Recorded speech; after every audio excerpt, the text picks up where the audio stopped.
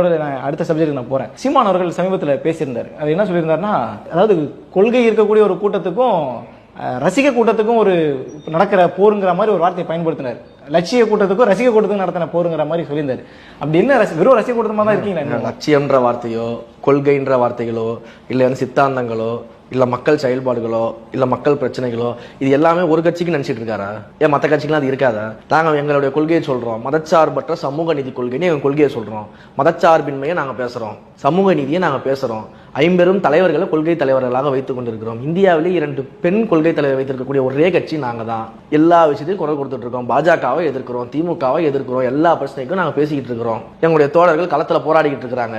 சரி, நீங்க சொல்றீங்கல்ல ரசிகர் கூட்டம்னு சொல்றீங்கல்ல. 2024 நம்ம கட்சி துவங்குவதற்கு முன்பாக ஊரக உள்ளாட்சி தேர்தல் நடந்துச்சு. 2 கட்டமா நடந்துச்சு. அந்த ஊரக உள்ளாட்சி தேர்தலின் போது நீங்க பாத்தீங்கன்னா நம்முடைய மக்கள் இயக்கமாக நம்ம இருந்தோம். அப்ப மக்கள் இயக்கமாக இருக்கும்போது 120க்கும் மேற்பட்ட நம்முடைய தோழர்கள் சுயேட்சையாக போட்டியிட்டு அந்தந்த இடங்கள்ல வாக்குகளை பெற்று ஜெயித்திருக்கிறார்கள். தெரியுமா?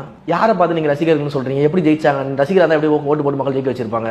120க்கும் மேற்பட்டவர்கள் ஜெயிச்சிருக்காங்க. நீங்க சொல்லக்கூடிய கட்சிகளை காட்ட முடியுமா? ஜெயிச்சதை காட்ட முடியுமா? அப்போ ரசிகரா இருக்கவங்க எப்படி மக்கள் செலக்ட் பண்ணுவாங்க? வெறும் ரசிக மனப்பான்மை இருக்கவங்க மக்கள் எப்படி செலக்ட் பண்ணுவாங்க? அந்த 120 பேரும் அங்க மக்களுக்கு சேவை செஞ்சதுனால அவங்களுடைய கிரவுண்ட் ஒர்க்.